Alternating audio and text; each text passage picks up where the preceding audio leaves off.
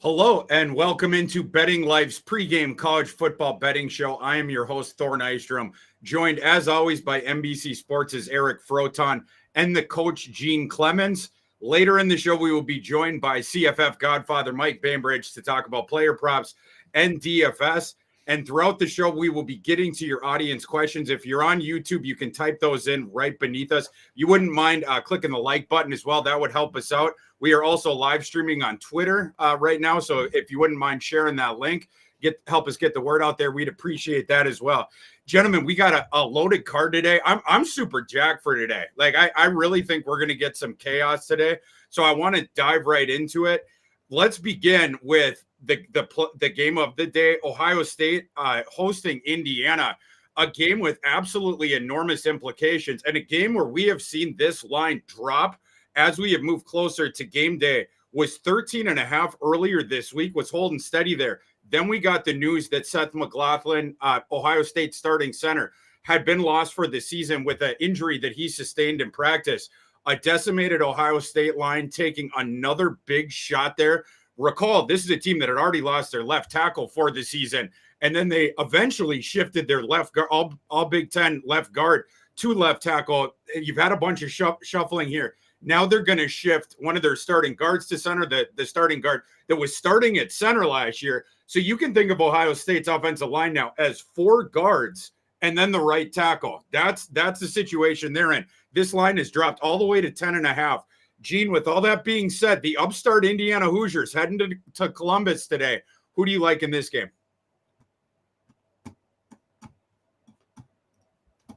Gene, you're on mute.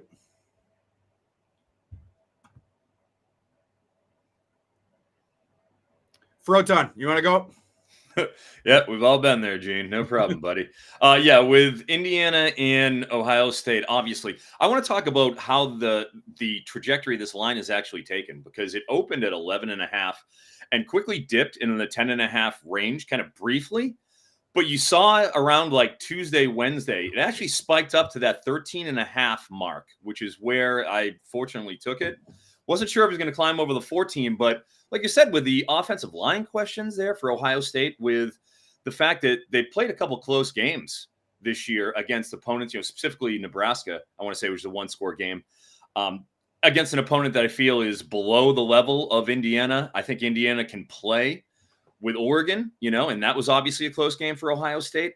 I think that just the 13.5 points was way too much. You've seen that drop just in the last day by a full field goal back down the 10.5. This has been, just the line itself has been exciting. Everything surrounding the game obviously has the big fight feel to it. I'm excited from a prop standpoint. And another interesting angle early on in the week, you saw Egbuka and Carnell Tate, both of them. Egbuka at 4.5 receptions, Carnell Tate at 3.5 receptions, were in 1.5 to 1 plus range money for their overs. I went and took a position on the 3.5 over receptions on Carnell Tate at plus 144. If you got a Egbuka early too, he was actually up there at plus 140 at over 4.5 receptions. That has since completely evened out. It's been an interesting and somewhat volatile market in both sides of the market here with this game. Yeah, speaking to the handicap first, I got a prop play on this one as well. But the McLaughlin injury really hurts in conjunction with that left tackle injury. The Ohio State offensive line was already struggling. They had picked it back up for a game, like the Penn State game. They had a decent showing there. This McLaughlin injury really hurts. You were already shuffling the pieces around, like I said. Now you have 4 starting guards on the offensive line. Everything left of the right tackle. And the big point for me here, Indiana has a really good pass rush, They're number 2 in the nation in pressure rate, Indiana is. Like, I don't think people realize this. Like, all the talk is Cignetti and then the offense and Rourke, etc. Kamara there has been absolutely incredible. I don't know if Kamara is an NFL player. He has a very weird body type for an edge rusher. He's like 6'1", 265. But he creates all kinds of havoc. You're going to have to bulk up and probably switch into a 3-tech at the next level. But he has been racking up the TFLs, as has the rest of that defensive front. I think that they're going to get pressure on Howard here, and I think they're going to affect that Ohio State running game. Ohio State, they've been playing methodical on offense in contrast to Chip Kelly's career history this season, going a slower pace. I think Indiana can exploit them and getting the double digits. I don't care that it's dropped down to 10.5. I'm fine with that. And one other thing to keep in mind, I'm not going to argue that this is a look-ahead spot for Ohio State. Clearly, it's not. Indiana is undefeated. They're not going to overlook them. But with Michigan on tap, and then theoretically, if you win this one and beat Michigan into the Big Ten title game against Oregon, are you really trying to just whack Indiana here? Like, are you going, to the wall in an attempt to win this game by 2 touchdowns or more? The margin doesn't matter for the Buckeyes in this game, whereas it badly matters for Indiana. I happen to think that Indiana is viable in this game either way, and we will have a close one into the fourth quarter. So happy to take the 10.5. But if I'm wrong and we have Ohio State's up by 17 or 20 in the fourth quarter, Indiana is going to be going crazy to try to cut that margin as much as they can because of perception. They just can't get annihilated here, right? And then you have the thing of, you didn't beat anyone, and then you got whacked by the one good team you played. For all those different reasons, Indiana being a backdoor candidate, me think that Indiana is going to be viable in this matchup either way. I am taking the points. And then as far as the props, the one I like, in Froton, let me get your take on this one. I like Will Howard under 12.5 rushing yards because, of course, and for people out there not as familiar with the college football prop game and the way that statistics are there, in contrast to the NFL, sack yardage is taken off your ledger in college. Again, Will Howard behind a shoddy offensive line against an awesome pass rush. Any sacks will be taken off his rushing ledger, and they haven't been looking to run Will Howard a whole bunch anyway. What do you think of the Will Howard under 12.5 rushing yards for a ton?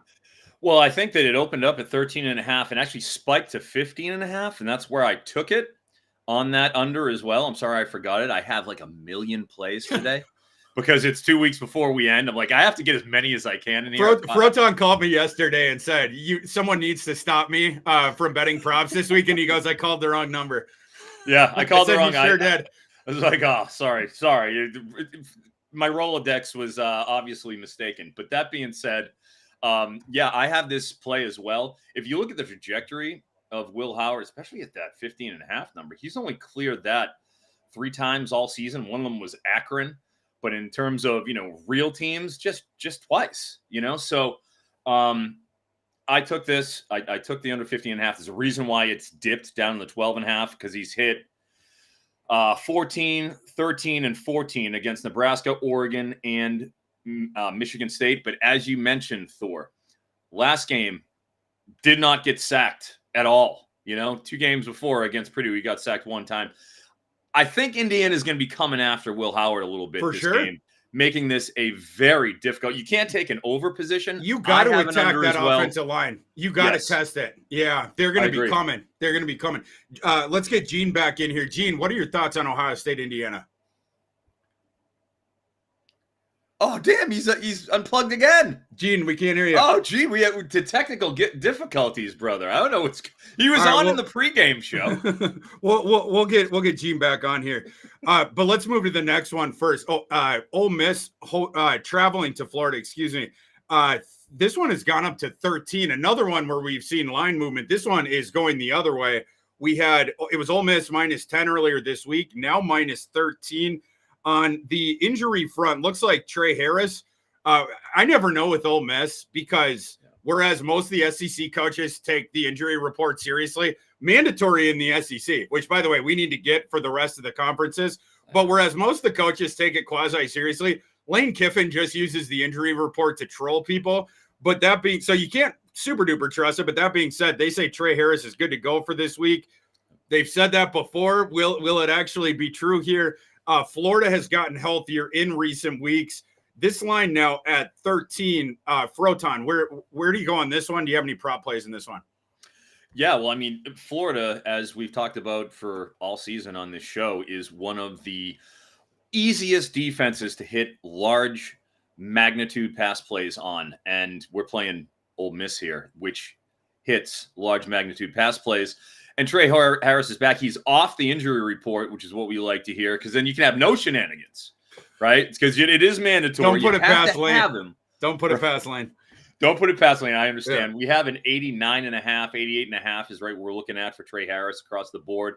in general. I took Caden Lee earlier in the week at 42.5. He's up to 54.5.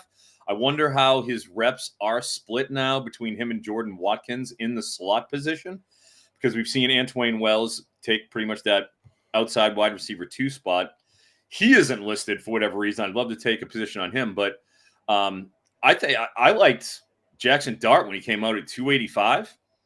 I think that's an extremely reasonable line for what we're dealing with and how I think they attack this porous Florida pass defense. So I think you should probably take a look at a speculative over for Jackson Dart. That has since spiked, of course. I mean, I'm seeing him in the high 297, 301, depending on where we're at. So that's where I'd probably be at. Also, I have real questions about Florida's ability and DJ Lagway, as a true freshman who has very limited experience, to deal with this pass rush from Ole Miss. Sacked Carson Beck 7 times.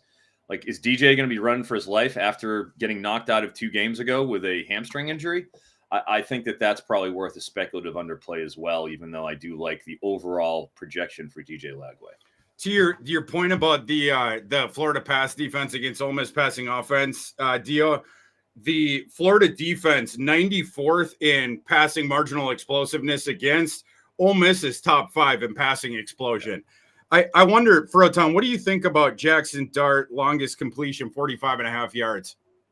I think I'd be inclined to take the over, certainly. Yeah. Again, we talked the magnitude of plays, and with Trey Harris back, we know that Jordan Watkins has the penchant for hitting big plays. He had 5 touchdowns in a game, like 250 yards earlier this season when Harris was out. I think they're going to be testing Florida early and often. Yeah, so my play on this game, and I really like it, is the over on Elijah Badger, 50.5 receiving yards, the Florida receiver. One of the best stats that I dug up this week as far as the prop market goes. Here's Elijah Badger's receiving line stats in the 5 games where DJ Lagway has attempted 13 or more passes, an average of 4 catches for 105 receiving yards per game, Elijah Badger. In the 4 games where Lagway has attempted less than 13 passes that Badger has played in, he's averaging 3 catches for 41 yards per game. DJ Lagway, he really likes Badger. And with Eugene Wilson out, the ball has to go somewhere, and for DJ Lagway, that guy has been Badger. So I love it. And that one, I should say, I got it at 50.5 earlier this week. I think it's up to, in the market right now, 56.5, 58.5, depending on the book. I'd still go over that. I think he's going to breach 60. As far as the game itself, now that this line is up to 13, I would lean Florida on this thing. Since they have gotten healthier, I like the way that they're playing. Ole Miss does have some advantages in this matchup, but I think Florida does too. This one was right around the margins. At 10, I probably would have leaned the other way, but now that it has gotten up to the 13, I'm going to lean on Florida here. It's just a lean, not an official play. I like that one more as a prop game. We mentioned the Ole Miss passing stuff. Florida has some attractive passing props here. My favorite one being Elijah Badger. And by the way, guys, for anyone out there, you hear me talk about my projected spreads. That last game, Ole Miss minus 9.6 is my projected spread. But you hear me talk about that. My projected win totals updated every Monday on FantasyLife. For the Tier 2 subscription on FantasyLife, you can get 20% off that by using the code Thor20, Thor20. Let's move on to our next one, and then we're going to get into audience questions. So again, anyone on YouTube, type your audience questions in below, and we will rip through them and open up the mailbag after this game. Arizona State and BYU, a big one here in the Big 12. We got a live line on this one. I believe Arizona State -3, where we're currently sitting in the market. And a big one in the Big 12. Both these teams control their destiny. So obviously a huge one. The loser of this game is going to be hurting as far as the Big 12 title game goes. But Froton with Arizona -3, unless do we got Gene back on? No, he's up. With Arizona State -3 here. Who do you like in this game? Yeah, I mean, obviously the luster and the shine has been taken off of BYU a little bit, to the point where I mean, in some places they're getting the hook at 3.5. It seems just, unbelievable just 1 week ago that that's the position we'd be in. But hey, they're in the desert, they're in Arizona State, and it's once that bully in the Big 12 gets popped in the mouth, now all of a sudden they're plus 300 to win the Big 12. As opposed to Colorado is even money. So just one loss throws everything in the Big 12 into a spin cycle here. In terms of props, I haven't done much with this particular game. I did take Jake Retzlaff early in the week at 193.5 passing yards. That has since gone up. He's over 200 now against a pretty respectable Arizona State defense. So I do still think that that's good at the 200 mark for Retzlaff. But unlike last week where I did like LJ Martin, he did clear his 59.5 total. I'm staying away from the run game stuff there. I'm curious what you think on the other side here, Thor. Yeah, the one I would be interested, but the market and the books have more or less priced this one accurately. It would be Cam Scatterbo, because we're at 92.5 rushing yards, 40.5 receiving yards, and his combined rushing and receiving line 140.5 on FanDuel. It's hard to get there on numbers like that, but that would be the guy that I would be interested in, because when Arizona State has the ball, just in general, the whole offense is funneled through Cam Scatterbo. And this is a good matchup for Cam Scatterbo and the Arizona State offense. The teams that Arizona State does not match up well against, it's the teams with the really good front seven. Because Sam Levitt is young. He's toolsy, right? I mean, he can move around well. He has a big arm, but the nuance of the quarterback position is still coming along for him. So it's more or less use his legs, try to give the threat of another runner to the defense. Now we're giving it to Scatterbo going the other way. Now when you inch up to try to stop our run, now we fling the deep shot. The nuance stuff, though, is kind of the issue there. When you can't stop Scatterbo, and then you got problems. When you can stop Scatterbo and you make Levitt throw, you have Arizona State right where you want them. BYU's run defense is not good. They're 67th in success rate. They're 69th in EPA per run. It's BYU's pass defense that's good. So I don't think BYU's defense matches up well here. And then on the other side, when they have the ball, they've been like solid, decent to solid, like in most offensive metrics, except passing explosion. They've been really good at that. So it's helped them to overcome some of the blandness of the rest of the offense. BYU 20th in hitting explosive passes. They make up for the somewhat lack of pass efficiency with that. But the problem in this matchup is Arizona State is really good at taking away explosive passing plays. It's the best element of their pass defense. Arizona State, number 5 in marginal explosion passing on defense. And then Arizona State also, the strength of that defense, really, it's up front and the run defense, 24th in success rate against the run. I think Arizona State can address LJ Martin and that rushing attack. I think they can take away those deep balls by Retzlaff. And you force Retzlaff to have to be a technician in the intermediate area, which we haven't seen as much of. And again, I like Arizona State, their matchup against this BYU defense. This isn't even necessarily like the deflate spot angle that I'm going at here. I just think Arizona State matches up better here. My system actually prefers BYU. My line in that game, Arizona State minus 1.1. I don't care. My lean would be on Arizona State because of that on-field matchup. I couldn't get to the window on any of these props. I thought they were more or less priced correctly. The Retzlaff passing, though, I would probably be looking for more for completions there because, again, I think Arizona State is going to take away the long ones, and I think they're going to force BYU to chip more with the passing game, and I think BYU is going to have to because I think they're going to be playing from behind the second half of this game. I think they're going to the air quite a bit.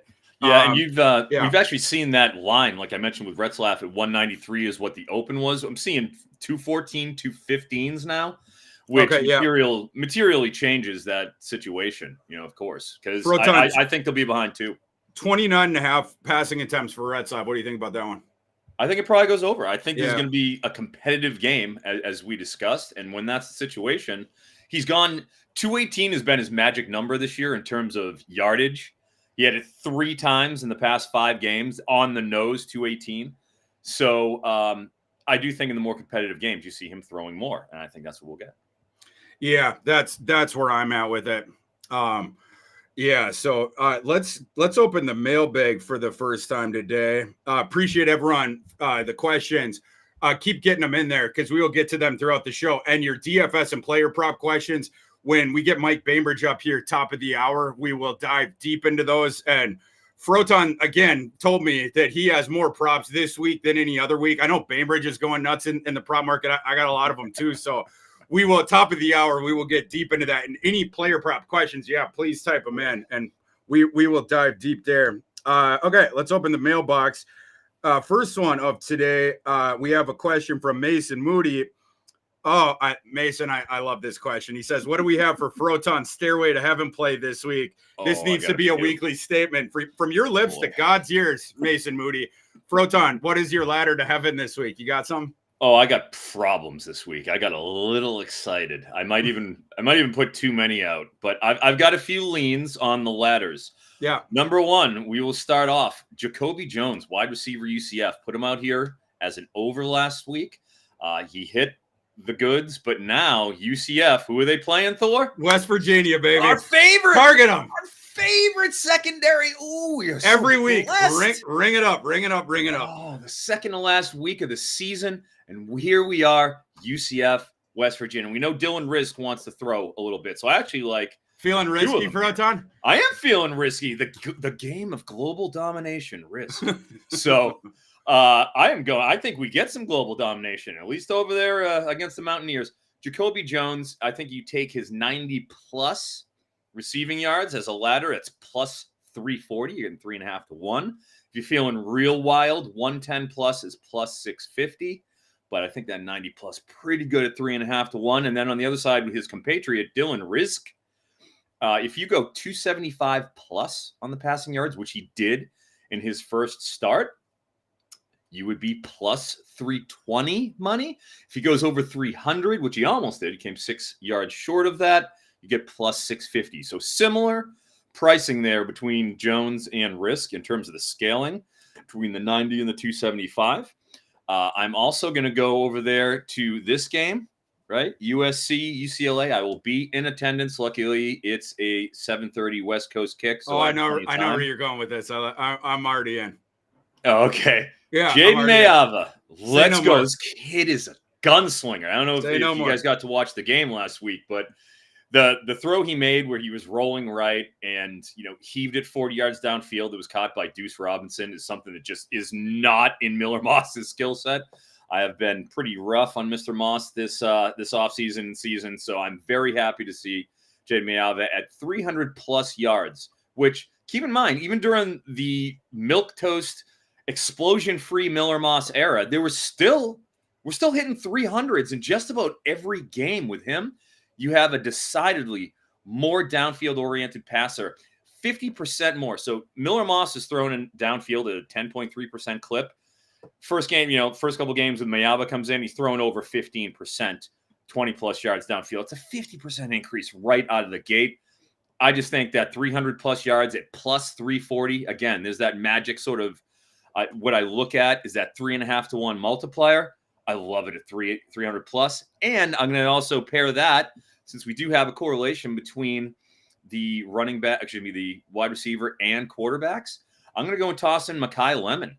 With Mekhi, last game, the adjustment period, it was a little more Deuce Robinson oriented with that downfield passing. But the previous 4 games, he was smashing the 70-yard mark. At 70 yards, you're getting plus 330. Hit it 4 out of the last 5. Only reason why I didn't hit it in the last one, like I said, that recalibration. But that's why we're so low, and we can get him at 70-plus yards, which is where he was listed last week anyways, and we're getting 3.5 to 1 on it. I just think that's a great deal. And I'll give one more, forgive me, guys. I know. Actually, I'll give 2 more. I'll give 2 more. I can't help it. Diego Pavia, our boy from San Diego, Pavia, of course. Vanderbilt, 80-plus rushing yards is plus 425. I think, dude, they don't throw a lot there in Vanderbilt. He's throwing about 20, maybe 22 passes a game. It's the run game for them. He's only at 42 or so. That's right around where he's at 80 plus, which he's done quite a few times this year. I want to say 4 or 5 times. You're going to get plus 425. I think you got to go with that. And then probably my favorite one. This is my favorite one of the week. Okay, I'm going to save it for this. Maybe I won't save it for best bets. Eric McAllister, wide receiver, TCU. This is a Joe Bot Capozzi special. Okay, yeah. The legendary capper, Joe Bot Capozzi. He likes Eric McAllister. I like Eric McAllister. 70 plus yards is plus 320. Give it to me. Give it to me. Plus 80 yards, plus 450. Love it. Go get Eric McAllister. I want to hear about it. We're cashing this ladder. Yeah, Home Alone with Kevin McAllister. I like it. Oh, I like it. The ladder plays of the day. All right. Home Alone. Oh, hey, we got Gene back. Gene. Hey, What, Gene, you heard me? Oh, my goodness you. gracious. We heard you. Oh, let me find out. Gene, you want to rip through your 3 plays on the games that we did before, and then we'll get back into the mailbag? If you want to go. Yeah, real quick. Let me just say that the Will Howard under rushing call is a very savvy call. Like, understanding that the offensive line is not in full tact.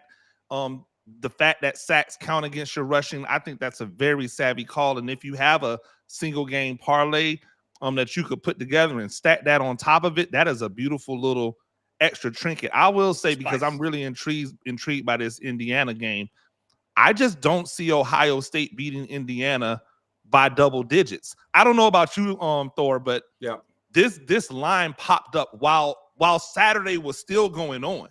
Like, we already knew it was at 13.5. I went and dropped money on it immediately. Like, I wasn't waiting, because I was like, 13.5. Like, what Ohio State team have you been watching that says they're going to beat Indiana by 13.5? That just hasn't been what they've been able to do. And when you compound that with the offensive line issues, which feeds into a strength of Indiana, it doesn't really make sense. Indiana is a live dog, and I am very tempted to drop a little something on them to go money line right here. Oh, I think there's two teams today that are underdogs by double digits that have legitimate chances to win outright. Indiana is definitely one of them. Are we saying we're teasing the next one? We'll talk about it. Okay. You want it? The other team we did Ole Miss and Florida and Arizona State and BYU. If you want to give quick takes on those two. Arizona State and BYU. I think Arizona State washes BYU. I don't think that game. Same page. I don't think that BYU can stop them from running. If you can't stop Scatterbo from running, who I might argue might be better than some of the other running backs people have been talking about, I don't see a path to victory for BYU. In the Florida Ole Miss game, it's interesting because Ole Miss has been playing good football, but Florida has rallied. They've kind of galvanized, and Lagway's playing. He's got a little moxie to him. He still misses some wide open guys, like some buck naked wide open guys, but he has a little bit of moxie. They clearly believe in him, and more importantly, the players believe in him. And if they believe in him, they're playing better. I think that's a game that's going to be a lot closer than what people might think. I think they'll be scoring in that game. For sure. I'd probably lean on the over on that as opposed to the side, because I think Florida has an opportunity to pull an upset.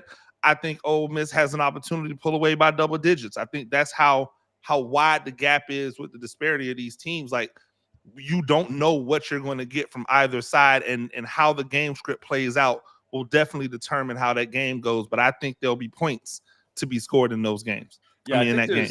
There's a point on that Ole Miss, and you had mentioned it with Lagway too, and Florida, that just came out a line that I found very interesting. And all week I hadn't seen this out there, but just this morning when I was flipping through the rushing yards, it's out there. DJ Lagway at 12.5 rushing yards. I like that under. November 2nd is when he went out with that hamstring injury. He got carted off the field with it. He didn't just like limp off. They got the cart out for him. He missed a week, comes back last week, had 0 rushing attempts against LSU, and also took 0 sacks. Is that 1 week out of that? Is he going to be running the ball at all at 12.5 yards with a hamstring injury? And then 2, is he not going to get sacked at all? I think he will be. We got 7 out of Ole Miss against Georgia. You know, they're going to be putting their ears back and coming after Lagway. I think that under 12.5 rushing yards is another good line too. And that's just something that came out this morning. So I wanted to bring it to your attention. I like that. Yeah. And Ole Miss, speaking of good pass rushes, you know who's number 1 in the country in sacks per dropback?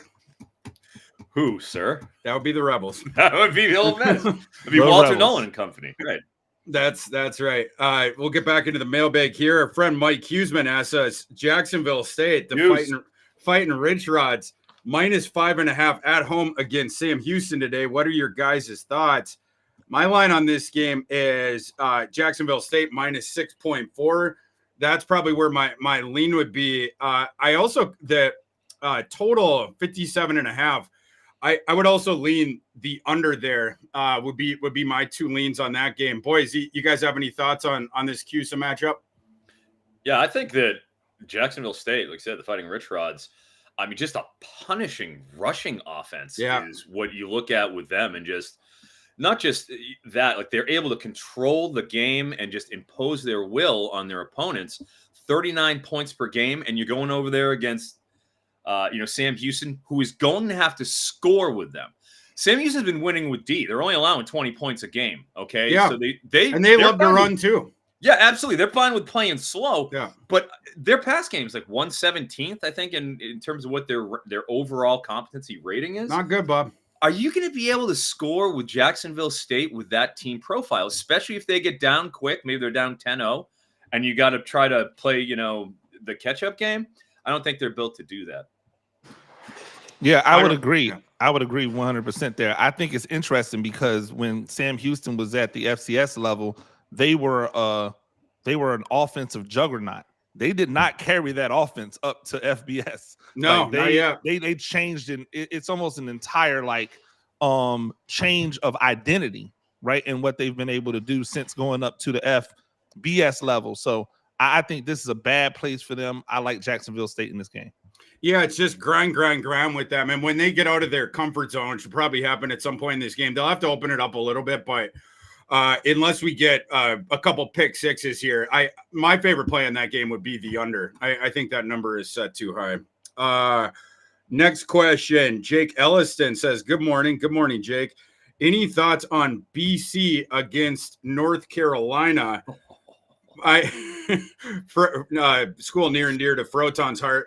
Are we still at North Carolina -2.5 on the road? Let me see here. The main markets I haven't looked at. I was going to check the current prop stuff because you know where I'm going. Yeah, but it is 2.5. I'm seeing across the board. Yeah, 2.5. Okay. A stray 3, a couple 3s out there, but mostly it's 2.5.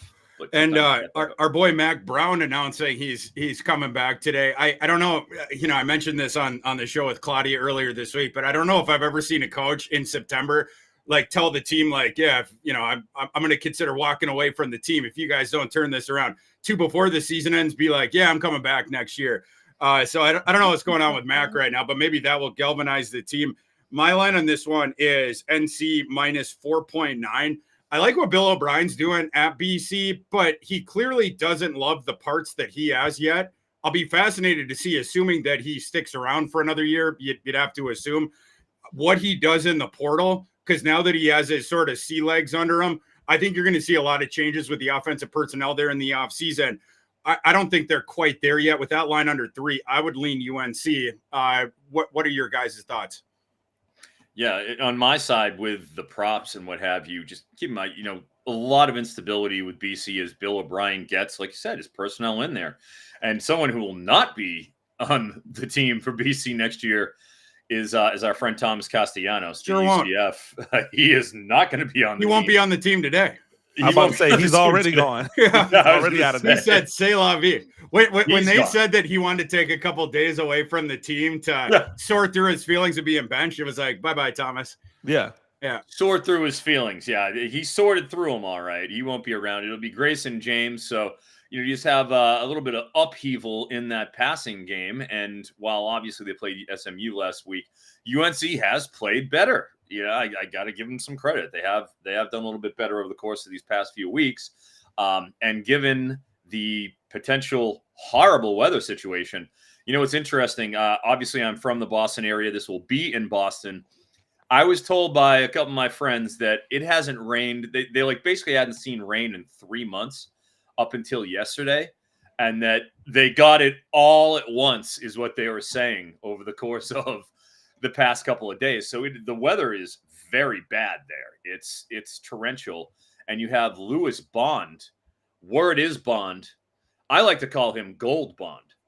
You know, the medicated powder, because he is gold, and he is currently listed up there. He started at 49.5 receiving yards, which was just a gift.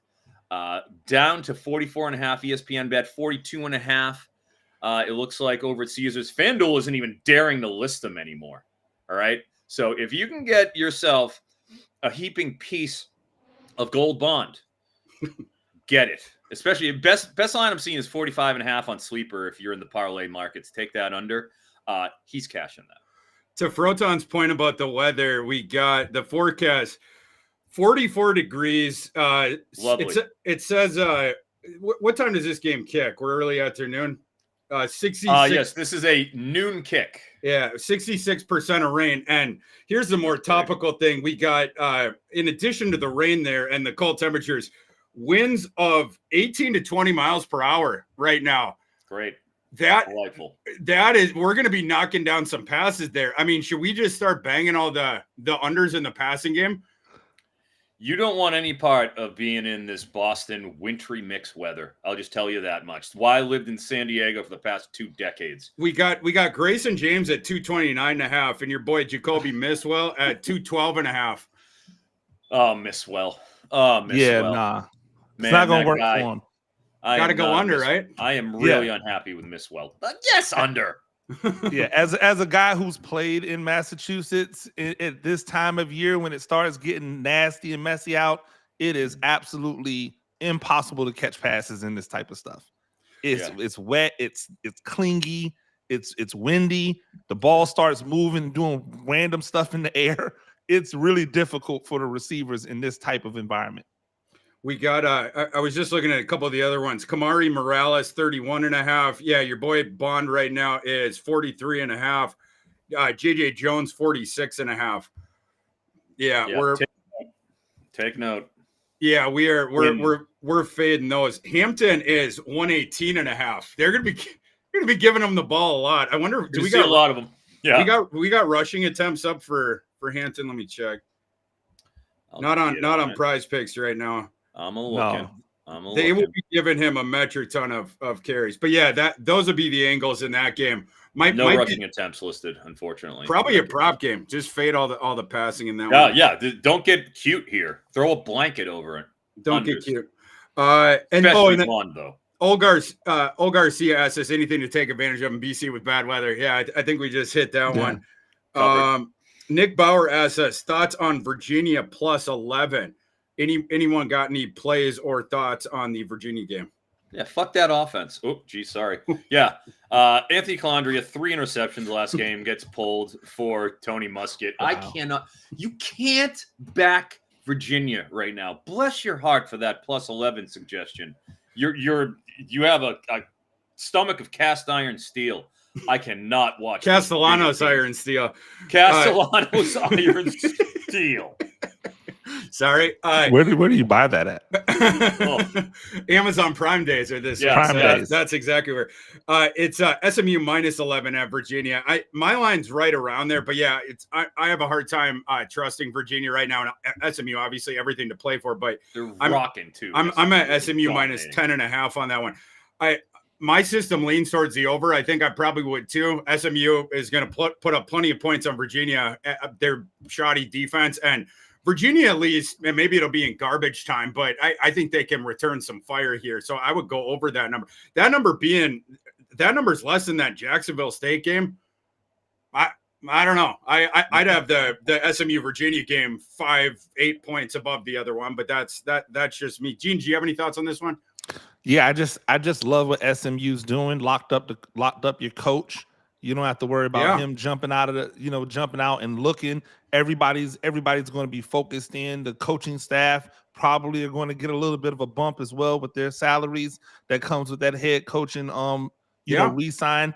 I think everyone's locked in. They know what they're playing for. And here's the best thing, and you're going to hear me say it a lot over the next few weeks. Like, style points are back in college football. And so these teams just can't win. They have to win, like, convincingly. So nobody's taking their foot off the gas when they have a chance to, like, bury somebody. I think this is a situation where you could see SMU get up by 10 points and then still be fighting to get another touchdown on the board at the end of the game, because they know that margin of victory is going to play a factor in how somebody sees them going forward. So I like SMU in this one. Agreed. Let's see. We got a couple more. Snook Slayer asks us, Colorado State at Fresno State need help. Christmas ain't cheap. Anyone have any thoughts or props on Colorado State and Fresno State? Damn, Colorado State has been playing. They've been playing a lot better. They've been playing better, but I personally, if this is where you're trying to, like, make Christmas happen, this isn't the game for me to try to get the Christmas present money up.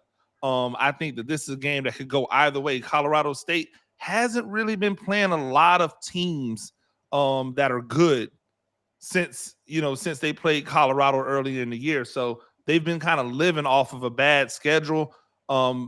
Does that mean that they go out there and lay an egg versus Fresno State? I don't say that. It's just one of those where I look at it and go, I don't know if I'm trying to make any money off this game, at least not off the side.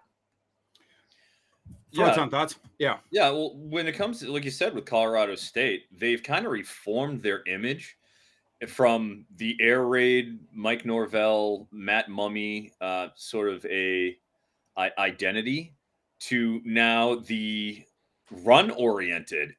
Morrow getting playing catch, Justin Marshall getting a lot of carries.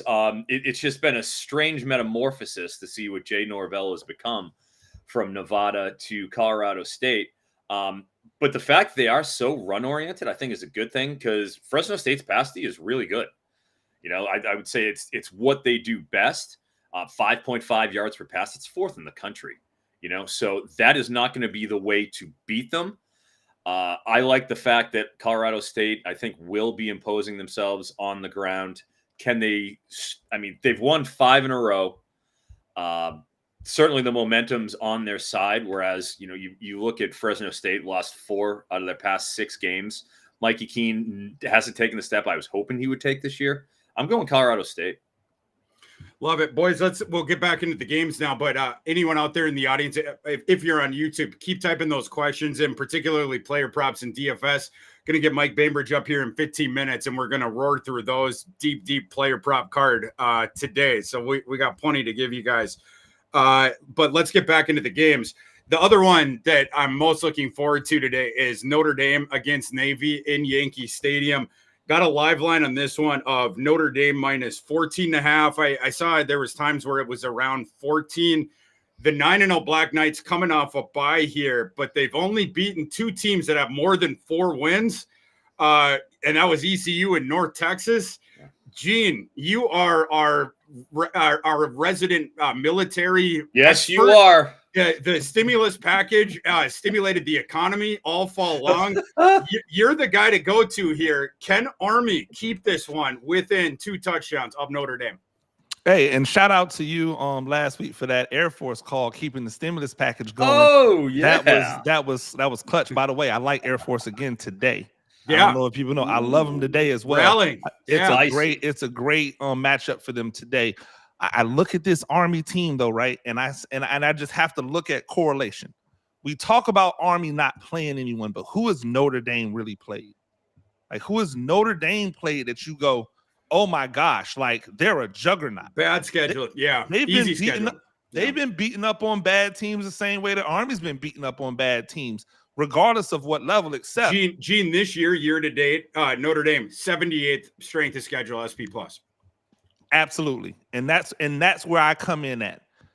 Notre Dame, even though they blew out Navy, they struggled to stop that offense. That offense moved the ball up and down the field all day. They just kept turning the ball over. Yeah. So do I think that Captain America, Army, do I think that Daly's going to turn the ball over the way that they were turning the ball over at Navy? That's not what they do in Army. You know why? Because it's a ground game. They put boots on the soil at Army, right? I think that this defense is a bend but don't break defense, which means that which means that Notre Dame's going to have to get it out the mud. They're going to have to be able to matriculate the ball down the field on a 3 to 5 yard basis over and over again. I think that if Army can get Notre Dame in third and medium and third and long situations, that's advantage Army. I think second and third and short is advantage Notre Dame, because that allows them to be more dynamic with their down the field plays. I haven't seen anything out of Notre Dame that says they're ready to be a college football playoff team. They're just named Notre Dame, and so they're in the position that they're in. If Notre Dame was North Texas A&M, we wouldn't be talking about them in their record right now. We would be saying, well, they got to prove it. We'd be saying the same thing about Notre Dame that everybody is saying about Indiana, right? But we haven't, because it's Notre Dame. I think that Army's defense is good enough to make Notre Dame have to earn it, and I think that their offense, with an extra week to prepare for Notre Dame, is going to be able to show Notre Dame things that they have not seen on film. This is a beautiful place to be in. When I told you I had two guys that are live dogs to win, Army is a live dog. Ooh. They are live. They are live. I love the 14 or 14 and a half. If you can get 14 and a half, definitely take it. That's why I'm saying I'm going with it. But they are a live dog to win this thing. Nobody has a better hit rate on Army than the coach Gene Clemons this year. So yeah, that's something to take seriously. And great points there, Gene. You think about the market here and the game against Navy, that line was 12 for most of the week. And then I think by kickoff, it may have gotten to 14, but it's kind of interesting. You know, now you're playing essentially just a better version of Navy, but because of the perception, and you beautifully went through that Notre Dame against Navy game where Navy was getting the yards. They turned it over. It's either five or six times. Was it five times? Yeah. And so because of that, obviously the game flipped on them, and you had, you know, these 14-point swings, 10-point swings, and all these different things, and the game got away for Navy. But, you know, like on the other hand here, in this game where you have the line 14 and a half, Army, not only a better version of Navy, and not only coming off a bye, they have the opportunity, and I don't know why this isn't talked about more. They had the opportunity to watch that game tape with Navy, you know, and Notre Dame. And again, had the 2 weeks of prep, and Army has one of the best coaching staffs in the nation. Like, I think even before you get into the on-field handicap, those points have to be mentioned. It seems like in the market, you would think that there's some line value on Army, even outside of any systems, just because of the shift in the way the market has thought about this game. Froton, with all those factors in mind, who do you like in this one? And do you have any prop plays here? Yeah, well, I mean, with Army here, you know what they want to do. They want to run the ball. Yeah. Right. And with Bryson Daly, who has been just a revelation this season, we didn't know what we were getting out of Navy or Army coming into this year. They were both really down last season. People kind of forget that. It isn't often that both those service academies are down in the same year. But he's gone for at least 110 yards in every game against an FBS opponent this year on the ground. You know what he doesn't do? He doesn't throw the ball that much. And when you would want to talk about strength of opponents, I mean, North Texas, East Carolina, UAB, Tulsa, Temple, Rice.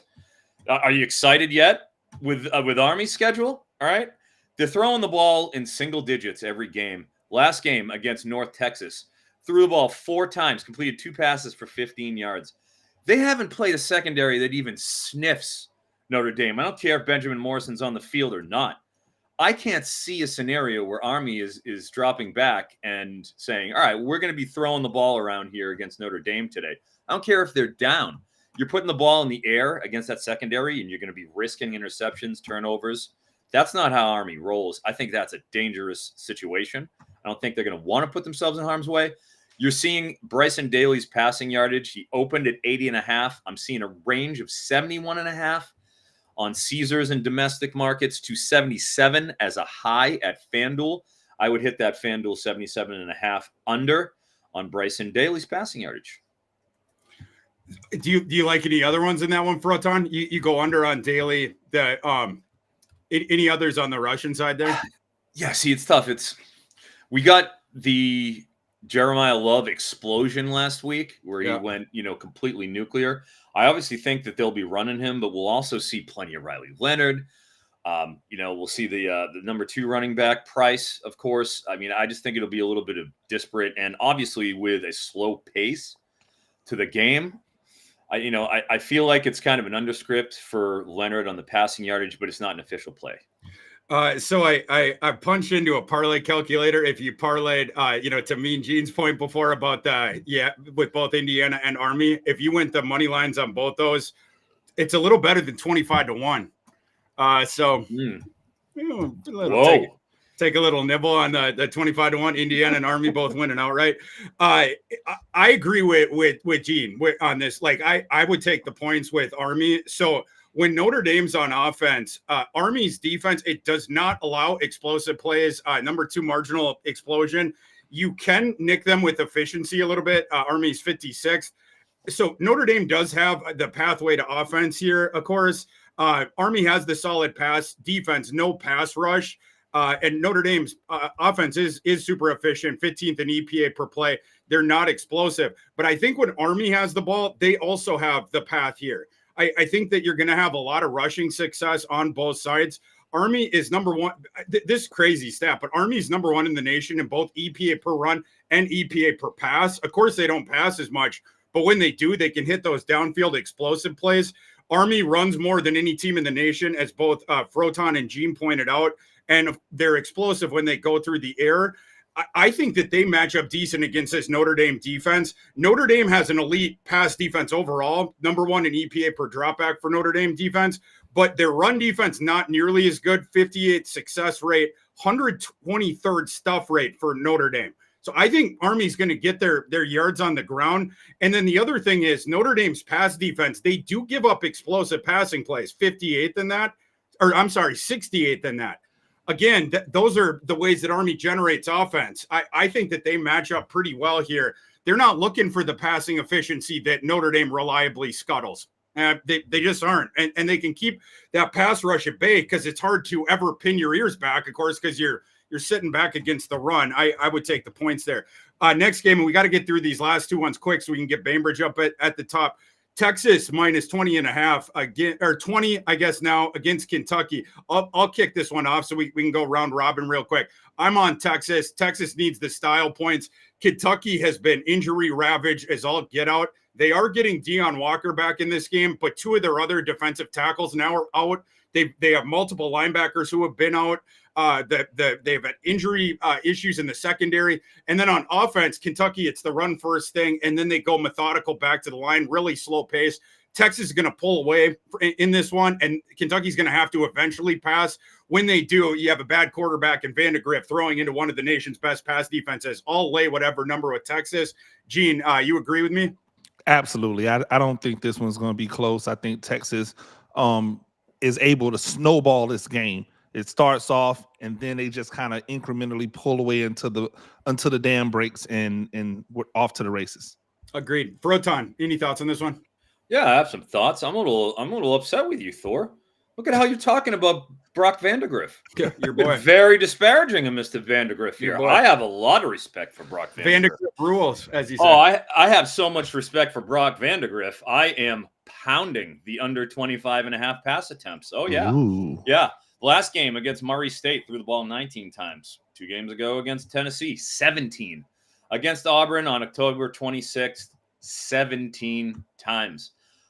He has cleared 25.5 pass attempts 1 time since September, and that was against Florida. He threw 26. Okay, in the last 3 games, Cutter Boley and Gavin Wimsatt have all seen at least that both of them have seen at least 2 drives each of these past 3 games. He's not going to play a full game here against the Texas secondary that I think you could credibly say is a top 3 unit. I mean, not only can you credibly say it, they're number 1 in yards per dropback.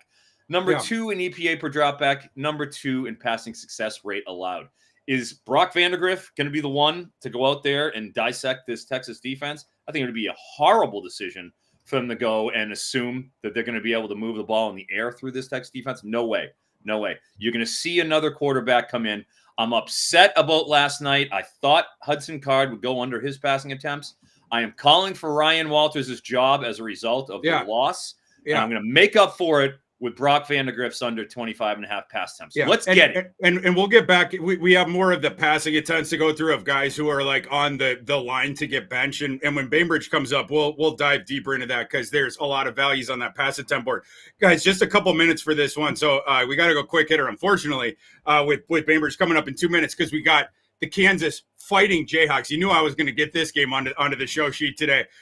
In Arrowhead, welcoming Colorado to town. Kansas now in the market. I got to check a live line on this because this one's been toggling between 2.5 and 3 all week. You boys got the live line. I just want to make sure we're citing the right one. I'll check it out. 2.5. It looks like 2.5. It's been 2.5. So we'll use the 2.5. Gene, with Kansas getting 2.5 points at home, although in Arrowhead, you got the NFL venue. Interesting game here. Colorado needs it, but Kansas also needs it if they're going to rally back into a bowl, beat a third consecutive, theoretically, Big 12 front runner. Who do you like in this game? I like Colorado. I mean, I know Kansas. They've been playing well. They've been doing their thing. But here's something that no one's really talked about. This Colorado defense is nasty. They have been playing so well. The defensive line has figured out how to hold gap integrity better. That's why they've been so much better against the run. Even when running backs have been getting yards, they've been getting them in garbage time. They haven't been getting a lot of yards up front. They're going to be able to hold a running game at bay. Their linebackers and safeties, especially Silman Craig, are going to be able to keep any type of quarterback running at a bay because they can run with those guys. The difference is this Kansas offense is not going to be able to stick with this Colorado offense. I just don't see it happening. And so you're telling me that a game is going to be a 3-point game? When was the last time you saw Colorado play a 3-point game? Like, if we're being honest about what Colorado does, either they're going to lose or they're going to blow you out. They're going to win by double digits. Like, that's just what they've been doing. I don't see a world where they lose right now because I don't see them making enough mistakes that allow Kansas to take advantage of it. And if this is a clean game being played between both teams, I'm going to lean to the Buffaloes to keep riding that thing and the best quarterback in the nation to do his thing, Shedeur Sanders. Hey, take all the props. Take all the Shedeur Sanders props today, by the way. It's going to be a beautiful day. I got one coming, but Froton, you agree with Gene and any props on this one? Yeah, I do. I am on Colorado as well. I mean, I just think with everything to lose here, they're the favorites to be in the Big 12 representative in the college football playoff. If you look at what they've done over the season too, 8-2 against the spread, Colorado. I mean, what are you going to say? 7 out of the 7-3 to the over. This is an exciting Colorado team who's putting points on the board. And I don't think Kansas can stop them, respectively. Thor. Who do you think I'm on here? we're rolling with Rock Chalk again, and get the mini upset here. Of course, I'm a homer, so I mean, you take my stuff with a grain of salt. Although my system, based on numbers, has KU minus 2.6 in this, so basically just an inverse spread here. This is an interesting one with Colorado going into the NFL venue. It's been sort of an understated story this year that Kansas has not been able to play in their home field all season. Played some in the soccer stadium. They played some in Arrowhead. There was that, and then the weird stuff with the offensive coordinator going to grinds at the beginning of the year. Seems like they have figured things out on the coaching side and also how to play in these weird venues.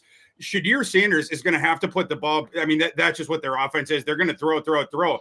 Kansas's run defense is worse than their pass defense. Kansas actually has 2 NFL corners in Kobe Bryant, Baby Mamba, as I call him, and then Mello Dotson. Both those guys get their hands on balls. Yeah, Kansas, their overall defensive numbers not great because at the beginning of the season they were getting in these shootouts. Offense wasn't putting them in great positions, but Kansas tied for 17th in the nation in interceptions, and the defensive backs ranked number 33 in the FBS in havoc. With Shadir putting up as many balls as he's going to. Shadir, 5 interceptions in the last 6 games. I am on Shadir Sanders to throw an interception here. When I put that one out earlier this week, it was minus 108. Last time I saw that one, the bet had shot up to minus 130 juice. Whatever it is, I would take that. And like I said, I'm taking KU to spring the upset here. Kansas can be multiple on offense, and Colorado, the defense, Gene, to your point, it has come up, and they've been really good with halftime adjustments as well. But and that is a little bit scary going up against Jeff Grimes. But the thing I will say, Kansas can remain multiple with Devin Neal and then Daniels. I like Highshaw off the bench. They have good receivers, the 3 receivers who have been there for multiple years. So I'm going with Rock Chalk to pull this upset. Hey, real quick, Thor, the one thing I will say, Colorado's path to victory is usually through the air. Yeah. But that doesn't mean that that's what Coach Prime wants to do. Coach Prime really wants to run the ball. Like he keeps making it a point to run the ball. So you will see them try to establish a run game. And if KU gives them life on the ground, it's probably not, they're probably not going to have a chance. If they give Colorado life on the ground, it's going to be impossible for them to stop that offense. Devin Neal will breathe life back into it on the other side, Gene. I like it. it. Yeah. We'll do Gene's FCS play of the day first, and then we'll call it Bainbridge. Gene, who's your FCS play of the day today? Yo, there's fantastic plays out there all over the place. The guys who do this, they just are not looking at the market correctly in the FCS. So I would say you want to definitely look at North Carolina Central. 21.5 versus Delaware. They're the worst team. Well, one of the worst teams in the HBCUs. You want to look at a tight game. The North Dakota State over South Dakota minus 2.5 right now. Like I can't see North Dakota State winning the game by 1 point over South Dakota State. It'll probably be by 7. But the play of the day, rivalry games are all over the place. And we have Montana State taking on Montana, but Montana State is at home. They might be the best team in the FCS. Like, we just don't know it because they don't play any of the Dakotas, but they might be the best team in the FCS. The line on that right now is minus 12.5 Montana State, and I like Montana State to get the job done, not by a little, but by a lot. I don't think this will be close. They're going to blow past that and cover that easily. Montana's not the Montana of old. Montana State with touchdown Tommy Mellott is one of the best teams in the FCS. They're going to show it once again today. I love it. Let's bring up Mike Bainbridge, college fantasy football godfather. Bainbridge, the CFF site, fantasy points, all the different stuff, Athlon Sports. Mike Bainbridge, welcome to the show. We want to dive deep into player props with you, but we'll start with DFS as always. So Bainbridge, let's run through some DFS, and then we'll open the mailbag again, and then we'll talk about player props. So anyone in the audience, if you have more player prop questions or DFS, type them in below. We'll give you a little bit more time. Bainbridge, let's start with the DFS to give the audience some more time there. Actually, do you mind if we pivot to start and get a quick prop in before we do DFS? Sure, let's do it. I want to get this one in before this line is pulled, okay? I love when you do this, Bainbridge. If you haven't noticed, Trey Harris's receiving prop is plummeting. It is below 90 on Caesars and FanDuel. It is still sitting out there at 91.5 on BetMGM. And let me quickly read you a quote from the Ole Miss 247 site. It says this week he's been removed from the public SEC availability report, right? We assume he's good to go. Yeah. Harris has been recovering for over a month and will dress against Florida, but sources tell Inside the Rebels that Harris is expected to be limited. For what it's worth, we would be surprised if he is a major contributor in Gainesville. For that reason, I am taking the under on Trey Harris and jumping on over 56.5 on Jordan Watkins.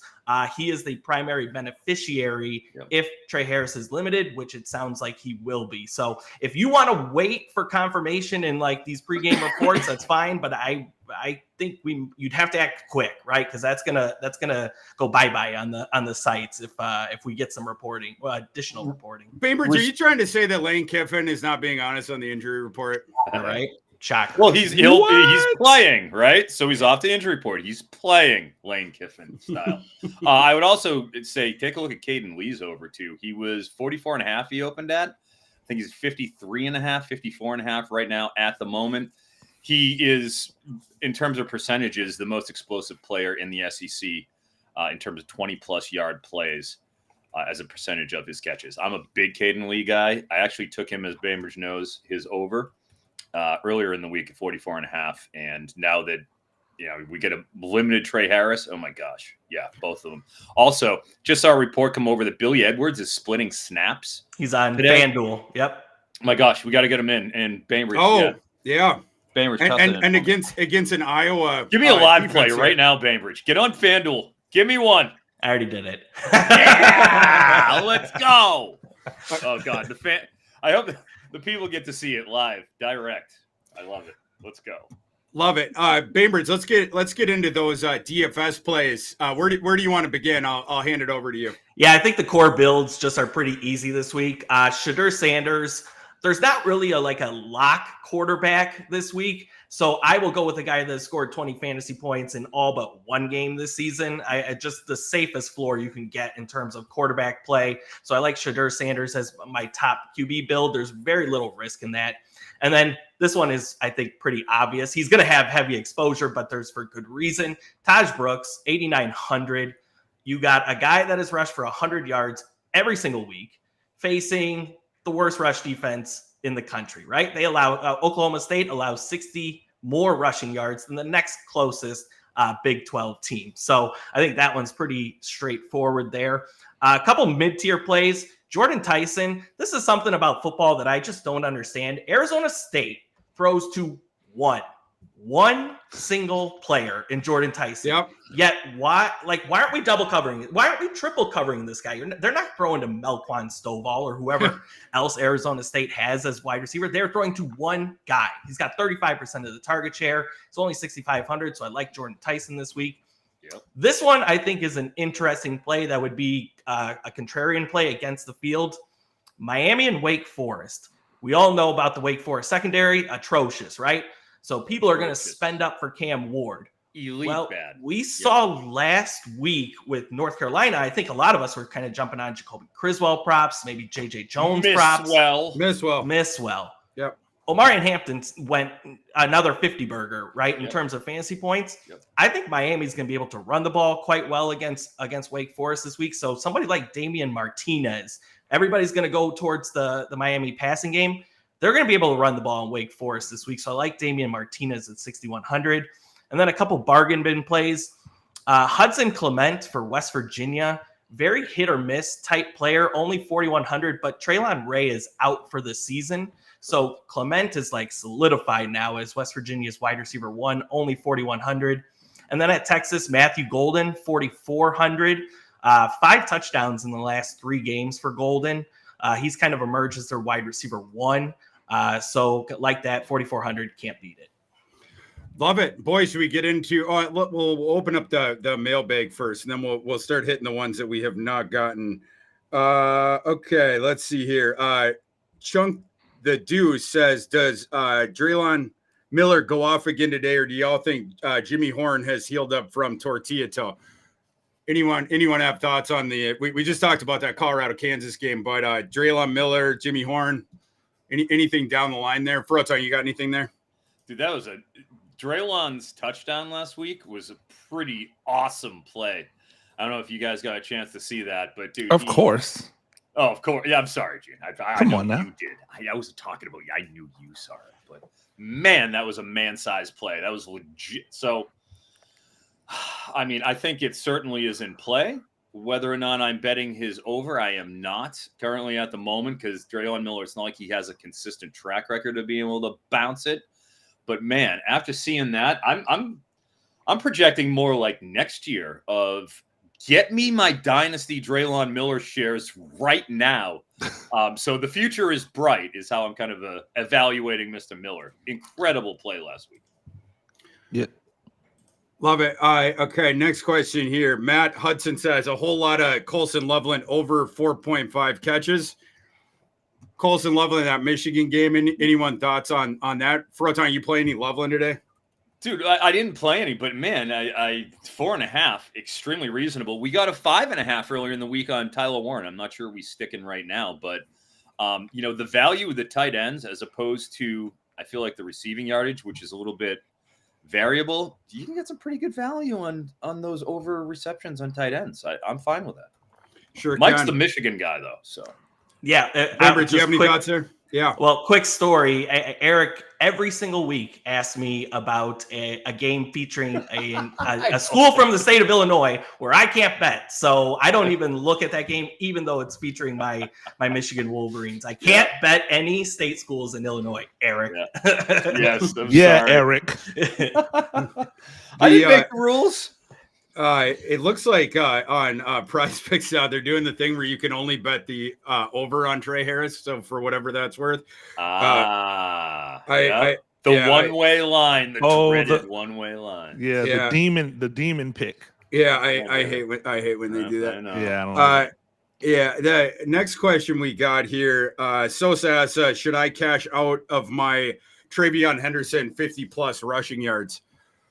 Oh, man, with the state of that offensive line, I don't know. I wouldn't be on any Ohio State rushing today. Do you guys have any thoughts on the Ohio State rushing props?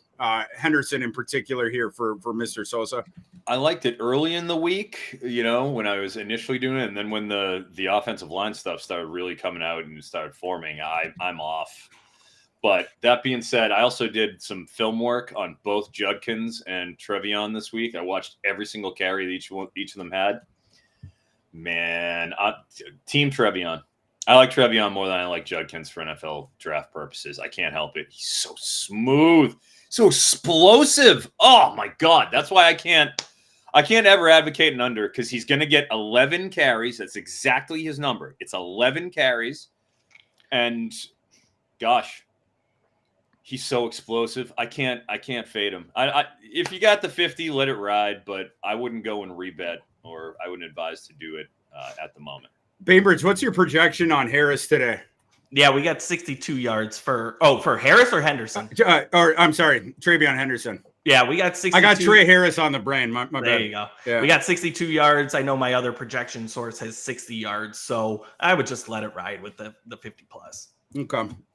Next question here. Wisdom Warriors says, do you think Elijah Surratt from Indiana can go off and clear his receiving line against Ohio State? Interesting part of that is Ohio State, they at least Oregon showed you can throw downfield on them. And some susceptibility on the back end there. Surratt would be the guy to do it with Indiana. You guys have any thoughts on Surratt's numbers today in the prop market? You can lead Mike if you want. I'm taking off. Mike, you got anything on Surratt? I tend to not bet Indiana receivers just because they spread it around so much. They got about 5 of them, and they kind of hit their targets pretty equally. We have 54 yards for reference for Elijah Surratt this week. Okay. Yeah, and he just floats around that sort of a number, and especially against some of the better teams. Like you saw Michigan, Washington, whoever that sound, the honking. You saw them one catch for 12 yards, Washington, 1 catch for 36 against Michigan. Against the better defense, he hasn't been used in the way that I think you'd probably want to if you're taking an over position against. He would have gotten there against Michigan. He had 2 crucial drops in that one. So, well, that's too bad, isn't it? Yeah. too many. Next one we got Devin Scott says Damian Martinez props. I know Bainbridge liked Damian Martinez today in the DFS market. Bainbridge, are you still down with Damian Martinez in the player prop market? Yeah, if you can get it at 61 yards, I think we got 80. I just checked. We have 80 yards projected for Damian Martinez. All the attention gets to the Wake Forest secondary, but their run defense is really bad. I think they're like 107th in rush D success rate. So I like over 61.5 for Damian. I got a question about that too. You saw last week, especially relevant with Mark Fletcher's usage, because we had seen almost a perfect 50-50 almost right down the board for most of the season. That flipped last game where Martinez got the lion's share and you saw very little work out of Fletcher. Do you have any word on what happened with that? No, I don't know. I'm just checking it. Yeah, it was 61-44 split in terms of snaps played that week. So yeah, little edge there to Martinez. Hopefully they're just riding their better running back. Next question here. Steve Jackson. What's up, Steve? Asks us, Froton, tell the people about McAllister ladder play. Oh, Steven just joined the show. Steven Jackson, for somebody who in the community wears a Play College Fantasy Football shirt, the only one who wears it as much as I do is Steven Jackson. Yeah. He wasn't watching the show earlier. Steven, wow. I gave out several ladder plays, my friend. And guess what? Eric McAllister, 70-plus receiving yards, was front and center on it. Great call, my friend Steve Jackson, and good luck today in your college fantasy football playoff matchups to you and to all who participate. Yeah, McAllister in the market before we get to 41.5 is where we're set. So yeah, you can climb that one, start climbing that one pretty quick. And then our last one, and then we'll do the roundtable on player props. Mike Hewson he asked Bainbridge, Marcel Reed is at 235.5 pass and rush yards combined. What do you think about that one? Our projection is really tight for that one, so I'd probably avoid. The one interesting note that I had from Reed is that who are they facing? Auburn. They gave up 80 rushing yards to Taylor Green. They gave up 69 rushing yards to Michael Hawkins when they faced Oklahoma. So they really struggle with dual threat quarterbacks. So I might give Reed a look in terms of his rushing prop because he's just as good of an athlete as both Taylor Green and Michael Hawkins. So that one kind of stood out to me. Love it. All right, boys, let's get into player props quick. We'll do the round table and then of course best bets at the end of the episode. But let's kick it off with quarterbacks. We'll start with Bainbridge, go Froton, and then I'll close out the circle. Bainbridge, quarterback player props that we have not given out yet. This one kind of goes in line with Gene's Army pick this week. Bryson Daly, second in the country in rushing touchdowns with 21. He's minus 135 for his anytime touchdown prop. He's gone for a touchdown in all but one game this season. So they ain't keeping him off the board. No, definitely not. And we do have evidence already. They faced Navy earlier in the year, and Blake Horvath also rushed for a touchdown in that game. Another triple threat quarterback or triple option quarterback, excuse me. So I like that play. Then the other one I had, Taylor Green over 225 passing yards against Louisiana Tech. It's a very important game for Arkansas. They need to win to get bowl eligibility. We have about 260 yards projected for Taylor Green. So I like his over 225.5. Froton, quarterback player props we have in net. Michael Van Buren, QB, Mississippi State, over 0.5 interceptions. You were waiting for it. We had to give you an interception prop. He's listed over there at Bovada at minus 135. Pretty good for an interception prop. They've really been juicing these because we've beaten the hell out of them been all over the over course them of the this year. season. Yeah, they figured out you can't just be listing these at even money. We're going to get you. Yeah. But this is pretty good at minus 135. And he's thrown interception in each of the past 4 SEC games. He's playing a Missouri, pass defense that while they allow, they're pretty giving in terms of their completions. They have a 4% interception rate, which is exceptional. So a ball hawking possibility with a young quarterback, Mississippi State, going to be behind as they always are. I like that. Brock Vandegrift, we discussed. Alan Bowman. I mean, did you think legend, I was going to forget? British comedian legend. Forget about Alan Bowman today? Yeah. On the second to last week of the regular season? How dare you? Let's go with his under pass attempts. 32.5 pass attempts. Hasn't hit that in any of the last 3 games. We've seen Moliaki Smith, each of the past two. Moliaki Smith, I think, got 2 or maybe 3 drives last game. They might even start him this game. Who even knows if we get Alan Bowman this game? How much of him we get? So that is like, in terms of front and center plays that we have to do, like, let's just keep riding the Alan Bowman train. The Red Rocket's going to be gone next season. We're not going to have them anymore, right? Love it. Yeah, I agreed. Yeah. Any others? Braden, there are. Braden Lockie. Got to go quick, Froton. The interception. It's minus 240.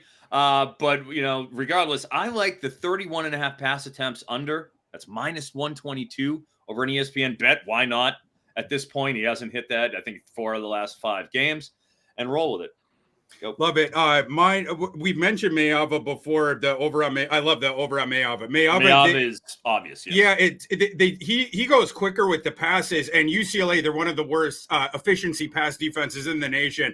So the yards, the completions, the attempts, everything for Mayava. I love that one. I'm also on USC. I think they're going to smack UCLA. I'm on the under of Jackson Arnold, 176.5 passing yards. Got that earlier in the week. I'm not sure where it is right now, but Oklahoma's receiving core remains. There's like a biblical plague of injuries there. Deion Burks is not playing again. Nick Anderson's not playing again. And then 2 other ones. Is it Farouk and Anthony? Like all their receivers are out. And Jackson Arnold stinks. And Alabama has a really good pass defense. And then if Alabama begins to blow them out, are they really going to let Jackson Arnold play all 4 quarters?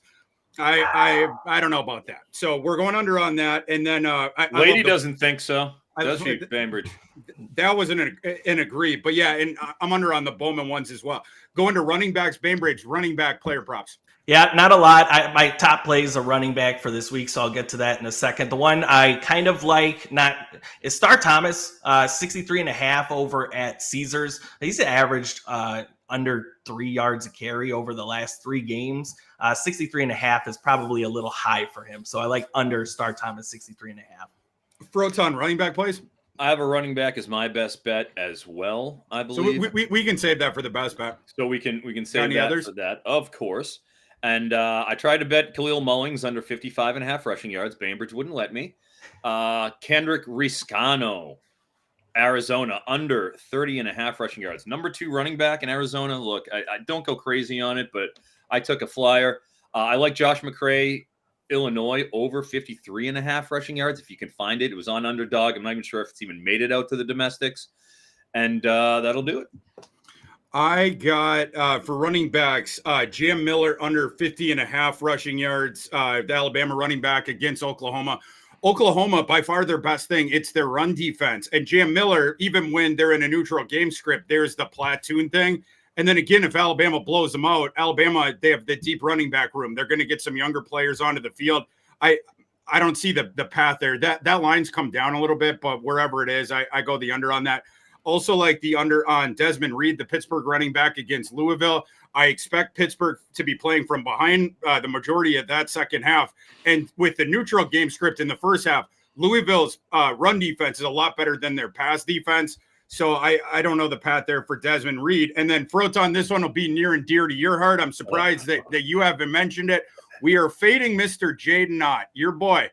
We're going under 73.5 rushing yards. I realize it's against Stanford, but Jaden Ott has gotten over that number, I believe, once all season, and it might have been last week. But Cal has bad offensive line issues, and Stanford, they can actually get into the backfield a little bit. Not a good defense for sure, but I think Stanford actually wins the line of scrimmage, defensive line against offensive line there. Jaden Ott's been banged up all year. We're going under his rushing. Bainbridge, wide receiver -- tight end player props we haven't mentioned yet. Yeah, we did our job. Trey Harris is no longer listed on BetMGM. He gone. He's at 85.5 now on Caesars juice to the under. So, but on MGM, Jordan Watkins, like I said, he will be, we like Caden Lee. I think Jordan Watkins is the primary beneficiary. If Trey Harris is limited, he's still at 56.5. So I like that over. And then Andrew Armstrong, I liked the Taylor Green over. Andrew Armstrong, again, he's the only guy that catches passes really for Arkansas. We know Tyrone Broden won't catch passes for Arkansas. So yeah, over 74.5. He needs 69 yards to get 1,000 yards this season. So I think Arkansas will make it a point to get him over 1,000 yards this season. Mr. Froton, wide receiver dash tight end, player props. Kevin Coleman, wide receiver, Mississippi State, kind of goes along with that Michael Van Buren play. Only 65.5 receiving yards for him. I think that's a steal. I mean, you could even go and look at the ladders if there any of those are available, but he is the number one target at Mississippi State. It's not even debatable, and he gets at least 10 targets. I love that in a pass script. I also skipped over Cam Porter, 13.5 receiving yards. Give me the under on that. We only have so much more time to bet on Cam Porter's under. 2023 player props All-American, may I add. Brendan Presley, 88.5 receiving yards. What's up with that? He's in the 70s most of the time. 88.5 today? I'm sorry. I just can't do. Give me the under on that. That's way too much. And one more. I missed TJ Harden, 51.5 rushing yards. I missed. Give me the under on that. I just can't stand watching him tiptoe his way through the line. He is just not a good running back. I love it. My play of the day is a wide receiver player prop, so I'll save it for in a second. But I will also give for this one. I'll go J.J. Jones under 47.5. The UNC receiver against BC, being played in horrible weather there. We'll kick it to Gene. Gene, give us any wrap up plays, and then you can kick off plays of the day here. All right. Well, first off, I just wanted to mention Captain America, Mr. Daly, over 88.5 rushing yards. How are you not taking that?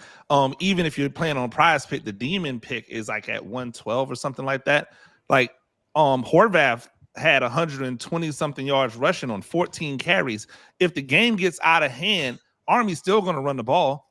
Mm-hmm. That means Daly's still going to run. And if Notre Dame gets a lead or a bigger lead, then they will relax, and that'll be easier run lanes for Army. I think there's no way he doesn't get over 88.5. I also sneakily like Augusta over 44.5 rushing yards for Colorado, because I don't think Kansas is that good versus the run, like Thor mentioned earlier in the broadcast. And I believe Colorado wants to run more than people give them credit for.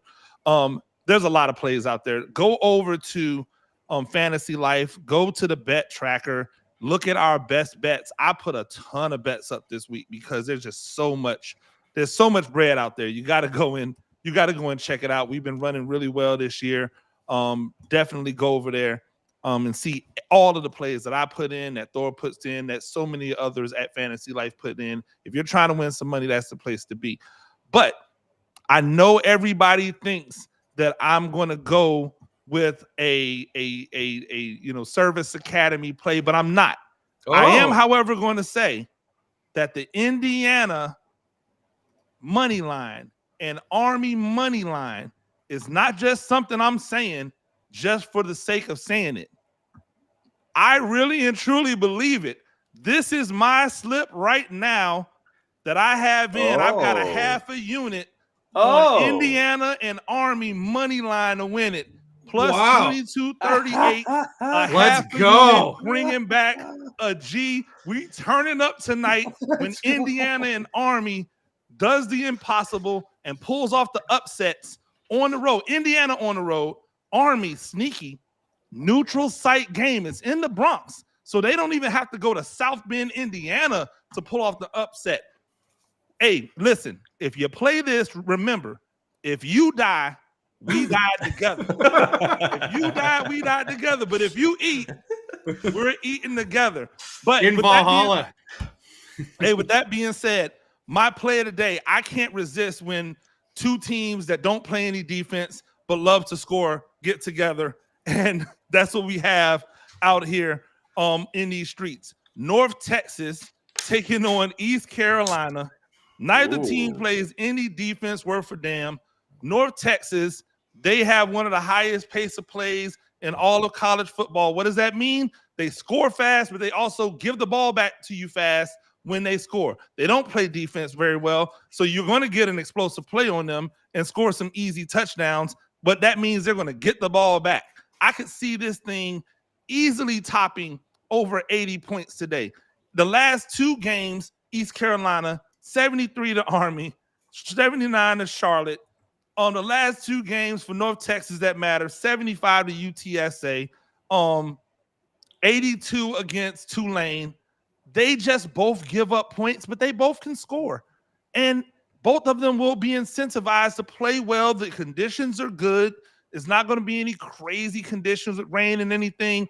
7, I know it sounds like a lot, but when you put these two teams on the field that get together, trust me, even if the first quarter gets off slow, once the dam breaks, it's going to be a flood of points. And take that over for my coach's corner player today.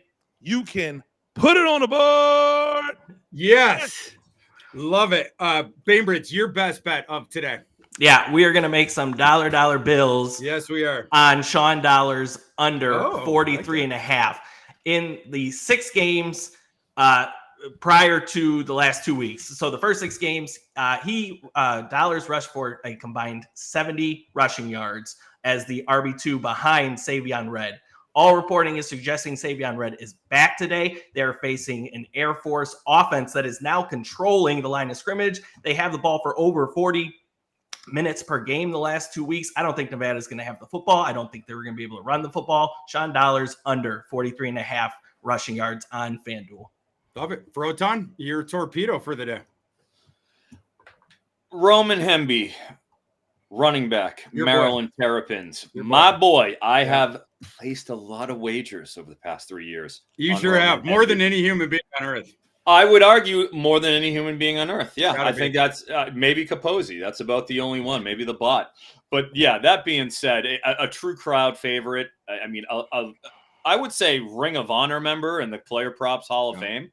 Sure. Roman Hemby. The Roman Hemby rushing under. We're at 49 and a half. And keep in mind, he's crossed this just twice against FBS programs. He did it last week. He pushed 16 times for 87 yards against the horrid Rutgers defensive front and run game. We know how bad Rutgers' run D is, Thor, right? Yep. I mean, it's legendary, Yep. right? Bad. But against decent teams, the week before, Oregon, 11 for 34. Week before that, Minnesota, your boys. At My boys. Minnesota, 8 for 31. Week before that against USC, 4 carries for 12 yards. We just haven't seen Roman Hemby or Maryland itself be able to run the ball at all against any kind of respectable defense. And now they're playing Iowa, and you expect me to watch Hemby run for 50 yards against Iowa? Yeah, okay, good luck with that. No way. Under. Best bet, Roman Hemby, 49 and a half rushing yards. Love it. I'm going to go with my Thor's hammer with the aforementioned Elijah Badger play over 50 and a half receiving yards. I've seen at Underdog right now, I think it's 54 and a half. So, I mean, it's in the mid 50s now. Going over on that, mentioned earlier in the show, in the games that Badger has played in, full games, with DJ Legway attempting 13 or more passes, Elijah Badger is averaging over 100 receiving yards per game in those games. So I love Elijah Badger. He could double that up. And we've been talking about ladders all day. I would climb that one up as well. Florida's going to have to put points on the board, and they only got like 2 receivers. It's him and DK, and Legway loves throwing to Badger. That's his number one dude. But with that, we've gone 5 minutes over. I hope you'll forgive us. Hope we gave out some winners today. For my co-host, NBC Sports, is Eric Froton, the coach, Gene Clemons, our weekly special guest, Mike Bainbridge. I've been your host, Thor Nystrom. We'll see you next week, same time, same place. Let's go cash some tickets.